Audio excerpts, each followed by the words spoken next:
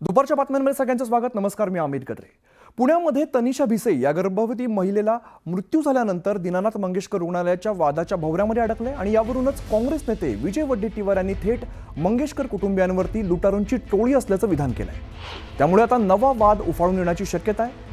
कसलं ते मंगेशकर कुटुंब ही लुटारूंची टोळी आहे? त्यांच्यापैकी कोणी कधी दान केल्याचं पाहिलंय का, असा सवाल सुद्धा त्यांनी उपस्थित केलाय. गाणं चांगलं गायलं म्हणून सगळ्यांनी त्यांना मिरवलं असा टोला सुद्धा त्यांनी लगावलेला आहे. त्यांच्यात कसली माणुसकी आहे का? माणुसकीला कलंक असलेले कुटुंब आहे असं मी मानतो. अशा प्रकारे चॅरिटी म्हणून फायदा घ्यायचा आणि गरिबांना लुटायचं हे धंदे बंद झाले पाहिजेत असंही ते म्हणाले.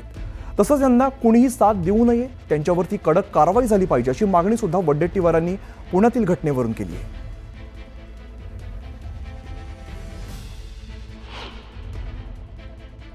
खिलारे पाटलांनी जमीन दिली, त्यांना सोडलं नाही या नालायकांनी. हे कसले माणुसकी आहे यांच्यात? हे तर माणुसकीला कलंक असलेले कुटुंब आहे असं मी मानतो. त्यांना काय हे कलंक आहे? अशा पद्धतीनं जर मॅनेजमेंट चालवून गरिबाची लूट करून गरिबाचं शोषण करणारं जर हॉस्पिटल असेल तर हे कलंक आहे आणि ह्यामुळे याला कोणी साथ देऊ नये, यांच्यावर कडक कारवाई झाली पाहिजे.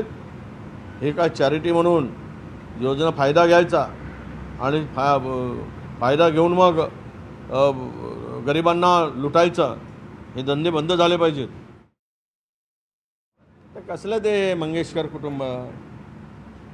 हे लुटारूंची टोळी आहे. ते कोणी कधी दान केल्याचं पाहिलं आहे त्या मंगेशकर फॅमिलीनी? निवळ गाणं चांगलं गायलं म्हणून सगळ्यांनी मिरवलं. लता दिदी, आशा दिदी, हे दिदी, ते दिदी. अरे तेवढं जर समर्पण असतं जर लोकांसाठी आणि देशासाठी तर ते सेवा केली असती. मंगेशकर कुटुंबियांचं योगदान जगाला माहिती आहे, भारताला नाही जगाला माहिती आहे. स्वर्गीय लता मंगेशकर असतील, आशा भोसले असतील, उषा मंगेशकर असतील, मीना मंगेशकर असतील, हृदयनाथ मंगेशकर असतील, त्या सगळ्या पाची भावंडांचं जे योगदान आहे त्याला तोड नाही. आणि त्याच्यामुळं कुणी काय बोलावं ते मी सांगू शकत नाही, परंतु बहुतेक महाराष्ट्रीयन जनतेला त्यांच्या परिवाराबद्दल एक आपलेपणा आहे, रिस्पेक्ट आहे. त्याच्यामुळं असं बोलू नये असं वाटतं. तर आपल्या या वक्तव्यावरती ठाम असल्याचं विजय वडेट्टीवारांनी सांगितलंय. योगदान काही नाही त्यांचा. पुन्हा मी माझ्या गोष्टीवर ठाम आहे. काही योगदान नाही. गाणं म्हणण्यापलीकडे काही योगदान नाही. ज्याने ऑटोग्राफचे पैसे घ्यावे सहीसाठी, त्यांच्याकडून काय योगदानांची काय करायची? कुठला योगदान दिलं आहे त्यांनी? गाणं म्हणणं म्हणजे योगदान नव्हे. आणि लोकांची सेवा कुठे असेल तर ते योगदान होईल. मला माहीत नाही, मी तर नाही ऐकलं कुठलं योगदान माझ्या 25-30 वर्षाच्या आमदारकीच्या काळामध्ये. त्यामुळे या कुटुंबाप्रती काही प्रेम आस्था असल्याचं काही कारण नाही. अनेक जे मोठे हॉस्पिटल आहेत त्याच्यामध्ये पेशंटच्या देखभालीवर, त्याच्या सुविधावर मोठ्या प्रमाणात खर्च वसूल केले जातात. ही वस्तुस्थिती काही ठिकाणी आहेच, परंतु या अशा पद्धतीने बोलणं मला वाटतं गैर आहे. ही एक मॅनेजमेंट आहे, त्याला जे कोणी जबाबदार असतील त्याच्यावर कारवाई करा.